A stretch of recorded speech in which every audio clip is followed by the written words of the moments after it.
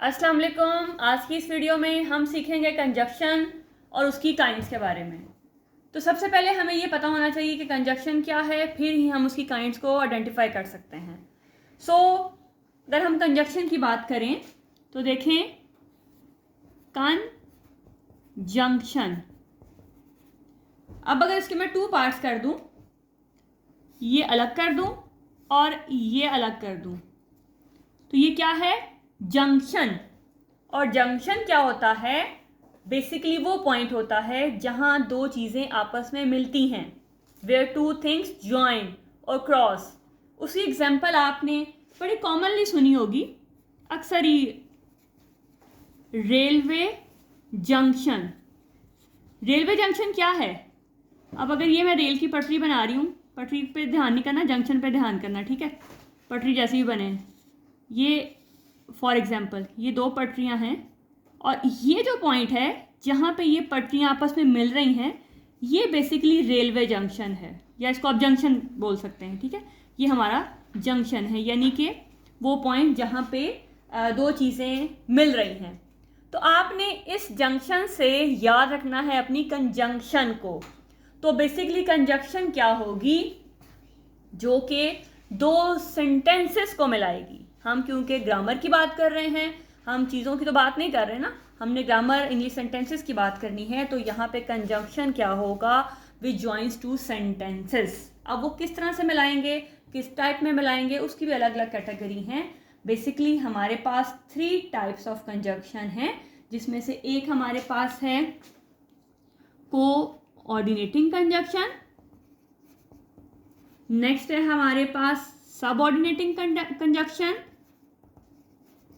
और थर्ड हमारे पास है कोरिलेटिव कंजंक्शन। तो ये 3 टाइप्स हैं जिनको हम डिस्कस करेंगे।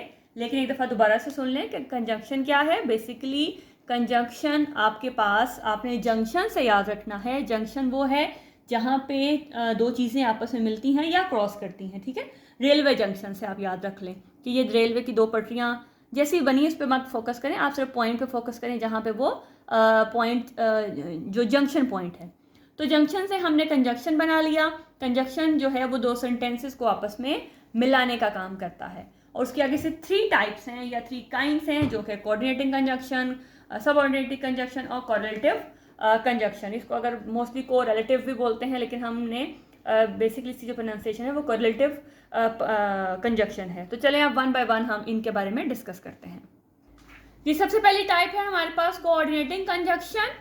हम पहले एग्जांपल्स को देख लेते हैं, इसको आप बाद में देखिएगा, पहले आप एग्जांपल की तरफ आ जाएं। I like reading books and watching movies. अब अगर मैं यहाँ से इसको हटा दूँ तो मेरे पास ये दोनों सेंटेंसेस अपनी अपनी बात कन्वे कर रहे हैं। I like reading books and watching TVs में मैंने एंड को हटा दिया, तो देखें I like reading books, I like watching movies. अब जब हमने दो इस तरह के सेंटेंस है जिसमें एक तरह के वर्ड है, उसको हम ऐसे तो नहीं लिखेंगे ना, I like reading books and I like watching TVs movies. हम उसको इस तरह से लिखते हैं कि I like reading books and watching movies. लेकिन अगर मैं इसको हटा दूं तो बेसिकली ये सेंस हमें क्या दे रहा है कि आई लाइक रीडिंग बुक्स, मुझे किताबें पढ़ना पसंद है, और मुझे मुझे मूवीज़ देखना पसंद है। यानी कि दो सेंटेंसेस जो अपनी एक प्रॉपर, या आप कह लें कि इंडिपेंडेंट सेंस दे रहे हैं, जिनको किसी के सहारे की ज़रूरत नहीं है, जो किसी पे डिपेंड नहीं कर रहे, लेकिन वो अपनी अपनी बात को कन्वे कर रहे हैं। अब उन दोनों बातों को मैंने इकट्ठा कर दिया एंड से। I like reading books and watching movies. मैंने दो बातों को एक बात में कंबाइन कर दिया, किससे? एंड से। नेक्स्ट देखें, I wanted to go to the beach but it was raining. अब मैं इसको हटा रही हूँ। I wanted to go to the beach, मुझे बीच पे जाना पसंद था, इट वॉज रेनिंग, बारिश हो रही थी। दो अलग सेंटेंसेस हैं जिनका आपस में एज सच कोई कनेक्शन नहीं है। वो अपने तौर पे, ये सेंटेंस अपने तौर पे इंडिपेंडेंट है और ये अपने तौर पे इंडिपेंडेंट है, दोनों अलग अलग सेंस दे रहे हैं। लेकिन जब मैंने बट लगा दिया तो दोनों एक ही फॉर्म में कन्वर्ट हो गए। Do you want to go to the movies और स्टे होम? क्या तुम्हें मूवीज़ में जाना या फिल्म देखना पसंद है, या घर पे रहना पसंद है? दो सेंटेंसेस को मैंने और के साथ कनेक्ट कर दिया, यानी कि वो दो सेंटेंसेस जो अलग अलग स्टैंड कर सकते हैं। I don't like coffee nor do I like T. मुझे ना कॉफ़ी पसंद है ना मुझे चाय पसंद है, ठीक है। इस नॉर से दोनों को मैंने कंबाइन कर दिया। I am tired, I am going to bed, दो अलग अलग सेंटेंसेस हैं, मैंने इसको कंबाइन किया सो के साथ। तो सेंटेंसेस बताने का मकसद ये है कि जब आपको इनकी सेंटेंस आएगी तो आपके ऑटोमेटिकली उसका जो कॉन्सेप्ट है वो भी क्लियर हो जाएगा। तो कोऑर्डिनेटिंग कंजक्शन क्या है कि जब दो सेंटेंसेस जो अपने तौर पे स्टैंड हो सकते हैं, यानी कि दो इंडिपेंडेंट सेंटेंसेस को या दो इंडिपेंडेंट क्लॉजेस को जब आप कंबाइन कर देते हैं with the help of fan boys. ये क्या है?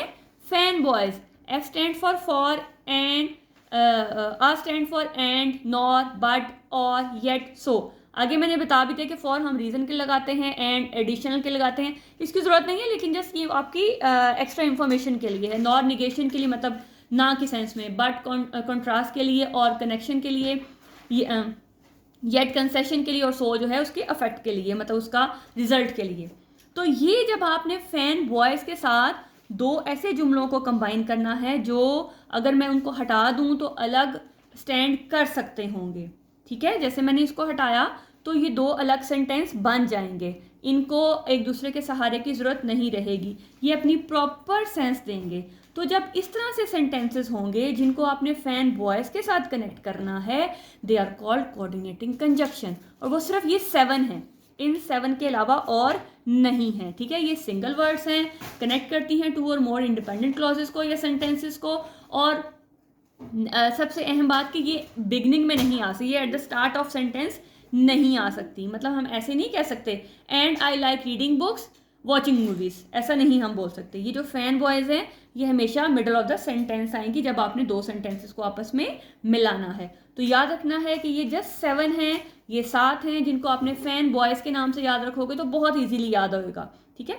तो बी फॉर बट है, बिकॉज नहीं है, ये भी ध्यान रखना है। यहाँ पे जो वर्ड आएगा वो सिर्फ वो उनको ध्यान रखना है। और अगर फॉर एग्जाम्पल ऐसा भी है, क्योंकि हम कंजक्शन की ही बात कर रहे हैं, फॉर एग्जाम्पल फर्ज करें कि अगर मैं सो की बात कर लेती हूँ कि अगर ऐसी कंडीशन आ जाती है कि आपके पास यही वर्ड आगे आ जाता है, तो आपने क्या देखना है, आपने यहाँ ये देखना है कि वो कोऑर्डिनेटिंग कंजक्शन तब होगी जब आपके दोनों पार्ट जो हैं वो इंडिपेंडेंट स्टैंड करेंगे, जिनको सहारे की ज़रूरत नहीं पड़ेगी। अगर उसको हटा दूंगी तो वो दो सेंटेंसेस अपनी अपनी सेंस देंगे, तो फिर वो कोऑर्डिनेटिंग कंजक्शन होगा। अगर वो हटाने से अपनी सेंस नहीं दे रहे होंगे तो फिर वो कोऑर्डिनेटिंग कंजक्शन नहीं होगा। ये उस केस में बता रही हूँ कि अगर फर्ज करें कि अगर इसमें से कोई वर्ड आपके पास आगे भी फॉर एग्जाम्पल अगर रिपीट होता है, अदरवाइज ये आपके पास 7 हैं जो कि कोऑर्डिनेटिंग कंजक्शन में आपके लिए हेल्पफुल होंगी और इन्हीं के साथ वो कनेक्ट होंगे, ठीक है। आई होप कि आपको कोऑर्डिनेटिंग कंजक्शन समझ आ गया होगा। फिर सुन लें कि कोऑर्डिनेटिंग कंजक्शन फैन बॉयज से कनेक्टेड होंगी, और अगर हम इन फैन बॉयज को हटा देंगे तो दोनों सेंटेंसेस जो हैं अपनी अपनी सेंस देंगे हमें। चलिए नेक्स्ट टाइप की बात कर लेते हैं जो कि हमारा रिलेटिव कंजक्शन। जी, ये कुछ रिश्तेदारों की बात कर लेते हैं।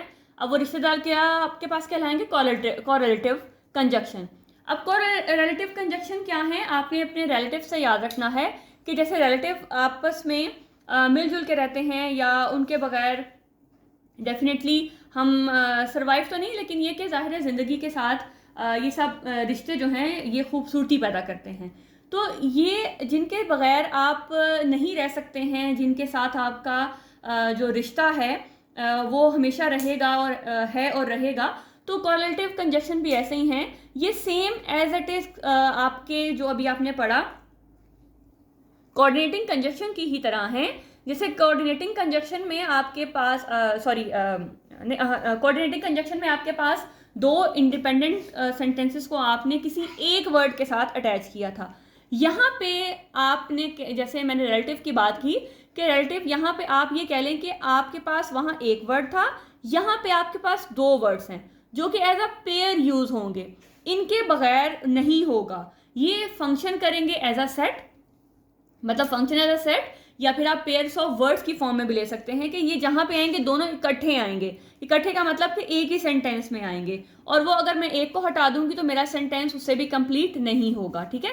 तो pairs of word that work together to connect two parts of sentence that have equal value, और वो भी सेम दो, आप ये कह सकते हैं कि दो इंडिपेंडेंट क्लॉजेस को मिलाते हैं। लेकिन फ़र्क सिर्फ इतना है कि वहाँ पे कोऑर्डिनेटिंग में सिर्फ एक वर्ड था जो फैन बॉयज था, लेकिन यहाँ पे एज अ पेयर आ जाएगा। और इसका मकसद क्या होता है, they are like coordinating conjunction as they connect words in the same situation in a sentence and they just create a balance और सिमेट्री इन द सेंटेंस, कि ये सेंटेंस के अंदर बैलेंस क्रिएट करते हैं, या फिर आप उसको कह सकते हैं कि सिमेट्री क्रिएट करते हैं। फॉर एग्जाम्पल ईदर और, इसको ईदर भी प्रोनाउंस करते हैं और इसको आइदर भी प्रोनाउंस करते हैं। अमेरिका में ब्रिटिश वाला चक्कर है, दोनों ही ठीक होंगे, ठीक है। इसमें नीदर और नाइदर नॉर याद रखना है कि जहां पे भी ईदर आएगा वहां उसके साथ हमेशा और लाजमी है, अदरवाइज सेंटेंस आपका गलत है। अगर आप ईदर लगाते हो और नहीं लगाते तो सेंटेंस गलत है, और लगाते हो ईदर लगाते हो अगर वो सेंटेंस के अकॉर्डिंग है तो फिर वो गलत है। इस तरह से नीदर नॉर मतलब ना वो ना ये ना वो, इस सेंस में बोथ एंड ये दोनों इकट्ठे आएंगे। वेदर और इकट्ठा आएगा, नॉट ओनली बट ऑल्सो इकट्ठा आएगा। Hardly when, just as so, rather than, more than, less than, इस तरह से जितने भी पेयर्स की फॉर्म में आपके पास आने हैं ना, वो आपके पास कोलरेटिव कंजक्शन होंगे। For example either you go to the party or you stay home. देखिएगा यहाँ पे अगर मैं इसको हटा देती हूँ, ईदर और को हटा देती हूँ, हम सिर्फ बात करते हैं you go to the party you stay home, ठीक है। तो आपके पास ये कह लें कि ये सेंटेंस आपके पास प्रॉपर सेंस दे रहे हैं। लेकिन अगर मैं यहाँ पे either you go to the party or you stay home, मैंने इसको ऑप्शन दे दिया कि या तो तुम जो है पार्टी में जाओगे या फिर घर पे रहोगे, ठीक है। ईदर इस फॉर्म में यूज होता है। लेकिन अगर मैं ये और हटा दूं, मतलब मैं दोनों में से कोई एक भी हटा दूं, either you go to the party you stay home, sense पूरी नहीं है। You go to the party or you stay home, ये प्रॉपर सेंस नहीं होगा, ये सेंटेंस का नहीं होगा, ये हमेशा ईदर और ने इकट्ठे आना है। तो कोरिलेटिव कंजक्शन वो हैं जहां पे आपके पास sentence in the form of pair connect किया जाएगा। जब उसमें पेयर आ जाएगा तो फिर आपके पास वो कोरिलेटिव कंजक्शन होगा। I not only like reading but also writing, मुझे ना सिर्फ रीडिंग पसंद है बल्कि मुझे राइटिंग भी पसंद है। तो अब मैं अगर किसी एक को हटा देती हूँ, I not only like reading writing, तो बट ऑल्सो मैंने हटा दिया, तो मेरे पास ये राइटिंग प्रॉपर सेंस नहीं देगा। तो यानी कि ये जो पेयर है मेरा इकट्ठा आएगा। Whether you like it or not, you have to try it. Just as she is intelligent so is her sister. यहाँ ये कंपैरिजन किया जा रहा है कि जैसे वो खुद लायक है, उसकी बहन भी लायक है। तो यहाँ पे जस्ट और सो हमारे पास पेयर की फॉर्म में इस्तेमाल हो रहा है। यहाँ पे अगर एक को हटा दोगे तो दूसरा भी आपको प्रॉपर सेंस नहीं देगा।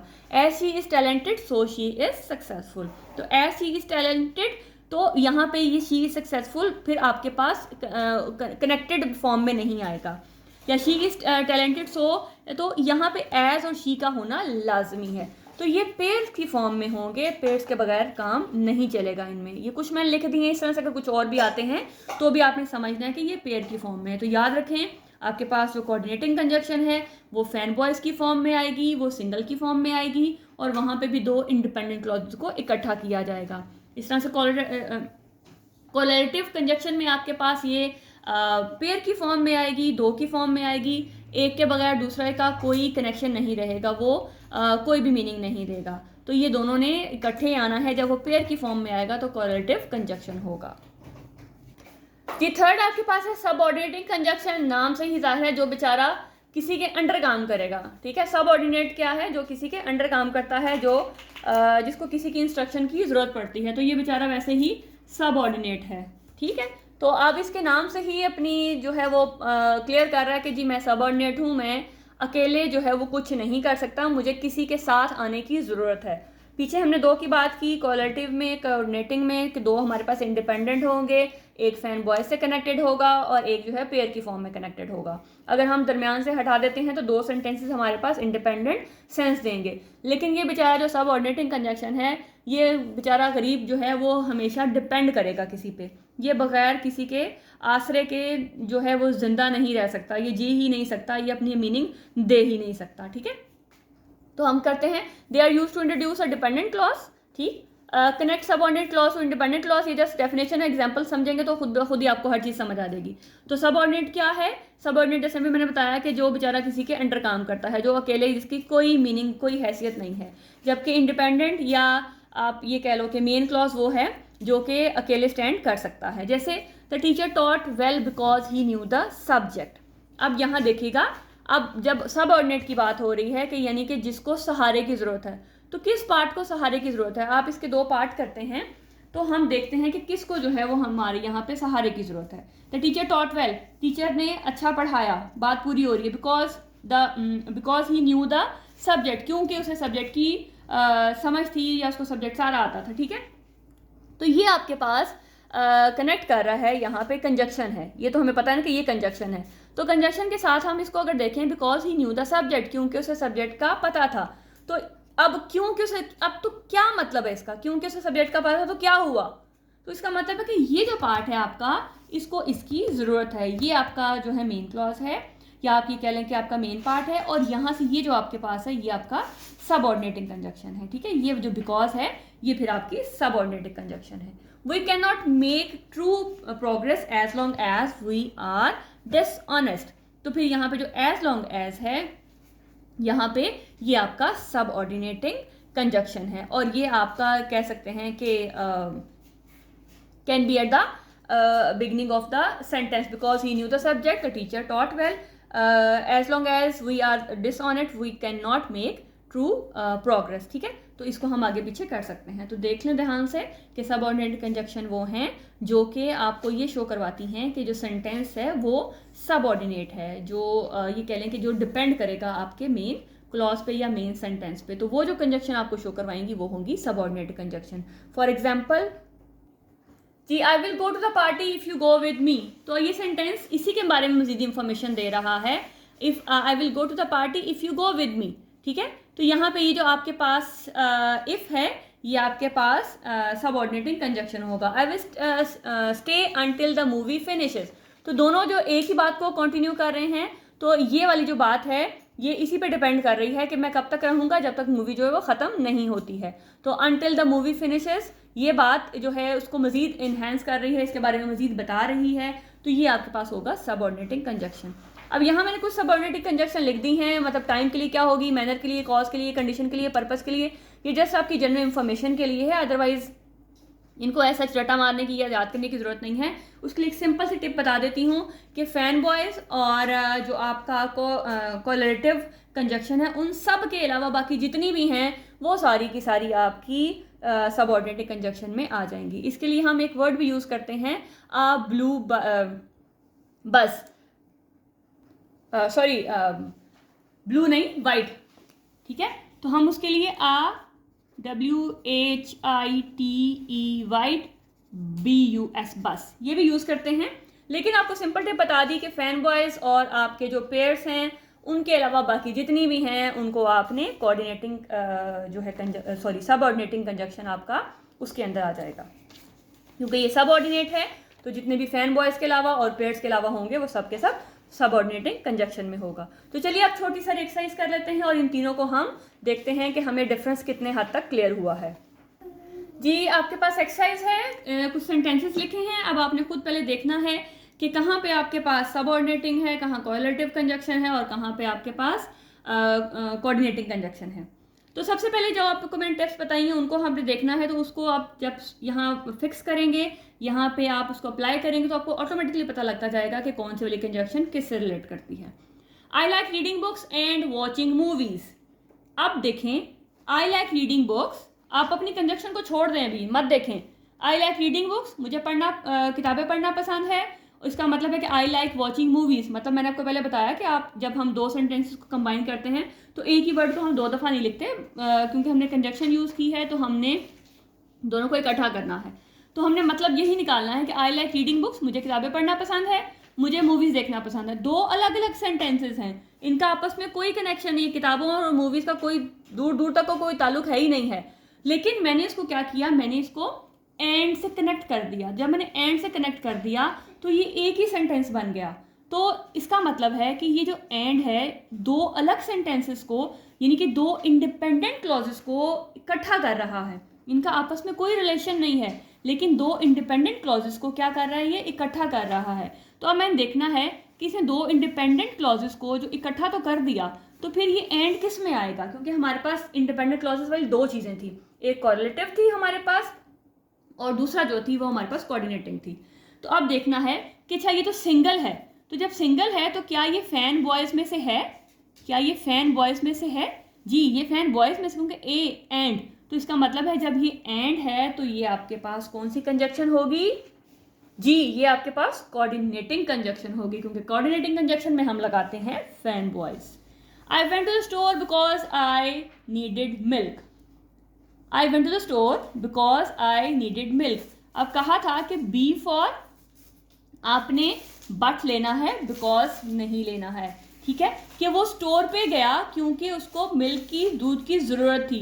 ये दोनों चीज़ें आपस में रिलेट कर रही हैं कि वो गया है और क्यों गया है, रीज़न बताई जा रही है कि वो दूध लेने गया है। तो जब यहाँ पे इसके साथ ये कनेक्टेड है, ये इसके बगैर उसी बात को फर्दर एक्सप्लेन कर रहा है, तो जब ये फर्दर एक्सप्लेन कर रहा है यानी कि इसके बगैर ये गुजारा नहीं कर सकता, तो इसका मतलब है ये बेचारा कौन सा है? ये सब ऑर्डिनेटिंग कंजक्शन है आपकी। I like both coffee and T. Both and दो आ गई, तो जहाँ दो आ गई वो कौन सा हो गया? वो आपके रिलेटिव हो गए, वो मतलब के कोरिलेटिव कंजक्शन हो गई। I am tired yet I still need to finish the project. अब यहाँ देखिए कंजक्शन क्या है? येट। तो क्या देखिए एक सिंगल कंजक्शन है, और क्या ये फैन बॉयज़ में से है? जी हाँ ये फैन बॉयज़ में से है। तो सिंपल आपने जब फैन बॉयज़ में से आ गई तो आपके पास क्या होगी? Coordinating conjunction. I will meet you when you arrive. मैं तुमसे मिलूंगा जब तुम आओगे। दोनों इसी के साथ पार्ट हैं, इसका कोई ये मतलब मिलना इसका इसी से जो है वो ताल्लुक है। अगर हम इन सेंटेंस को देखें, आई एम टायर्ड, अगर मैं इसको हटा दूं तो ये दो अलग अलग सेंटेंसेस हो जाएंगे, दो इंडिपेंडेंट हैं, लेकिन यहाँ पे वो कह रहा है कि तुम आओगे तो मैं तुमसे मिलूंगा। तो इसका मतलब है कि ये जो व्हेन है ये ना तो हमारा जो है वो फैन बॉयज़ में से है, ना हमारा कोरिलेटिव कंजक्शन में से है। इसका मतलब है ये हमारा इसी के साथ पिछले सेंटेंस से कनेक्टेड है। तो जब ये कनेक्टेड है तो इसका मतलब है ये इसकी ज़रूरत, ये इसको इसकी ज़रूरत है। जब ज़रूरत इसको है बेचारे को, तो ये कौन सा होगा? Subordinating conjunction. It's raining outside so I don't want to go out. तो यहाँ पे जो सो है वो आपके पास सिंगल कंजक्शन है। जहाँ सिंगल कंजक्शन आती है और अगर वो फैन बॉयज़ में से होगा तो वो आपके पास क्या होगा? Coordinating conjunction. I like neither coffee not T. मुझे ना चाय पसंद है ना मुझे कॉफ़ी पसंद है। तो यहाँ पे क्या आ गया? पेयर आ गया। तो पेयर आपके कहाँ पे आता है? रिलेटिव्स के पास, मतलब को-रिलेटिव। कोरिलेटिव कंजक्शन में आपके पास दो पेयर आते हैं। She is not only smart but also. देखें, नॉट ओनली बट ऑल्सो, फिर आपके पास रिलेटिव आ गया, तो ये भी आपके पास कोरिलेटिव कंजक्शन होगा। I meet you at the park where you can show me the new ground.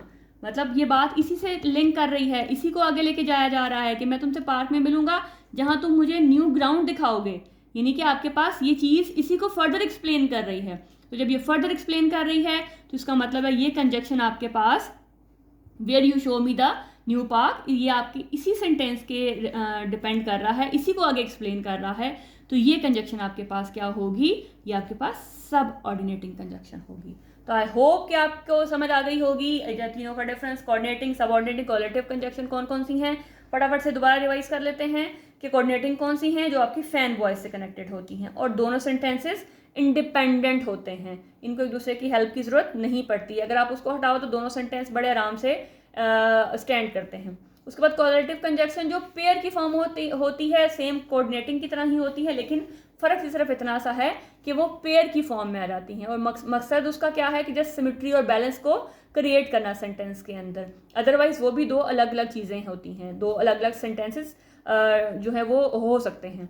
लेकिन सब ऑर्डिनेटिंग नाम से ही आपने याद रखना है कि जो सब ऑर्डिनेट है, जो उसके अंडर काम करेगा, जो उससे रिलेट करेगा, यानी कि वहाँ पे एक ही बात को आगे लेके जाया जाएगा। हम अगर उस बात को हटा देंगे तो हमारी बात पूरी नहीं होगी, ठीक है। उसी बात को फर्दर एक्सप्लेन किया गया होगा। तो जिन वर्ड से एक्सप्लेन किया गया होगा अगर वो उसी से रिलेट कर रहे हैं, ना वो फैन बॉयज़ हैं ना वो कोरिलेटिव कंजक्शन हैं, तो फिर वहाँ पे आपने बगैर सोचे समझे जो है वो सब ऑर्डिनेटिंग कंजक्शन लगा देना है। और उसके लिए मैंने आपको बताया कि वाइट बस भी यूज़ होता है, लेकिन सिंपल टिप भी बता दी कि फैन बॉयज़ और कोऑर्डिनेट ये जो आपके पास पेयर है उसको हटा दें, बाकी सारी की सारी कंजक्शन आपकी उसके अंदर बड़े ईजिली फिट हो सकती हैं।